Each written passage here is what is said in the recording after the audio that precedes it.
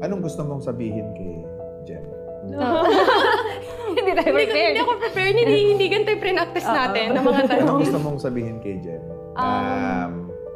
Dahil sa na-create niyang opportunity, napili niyang isama ka at maging parte ka ng tagumpay niya sa buhay.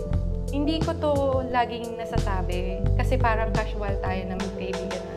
Pero salamat, sobrang salamat kasi napakalaking bahagi mo sa buhay namin, alam mo yan. Kayo nila kuya, naiiyak ko. Go ahead.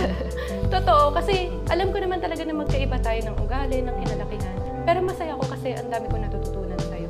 Alam ko na, katulad mo nung sinabi mo sa akin na pag kung sakali mawala na tayo sa mundong to, yung mga anak mong mapagkakatiwala mo sa akin, ganun din ako. Na sobrang tiwala ako na malalapitan ka ng anak ko, ng pamilya ko. Saka mahal kita.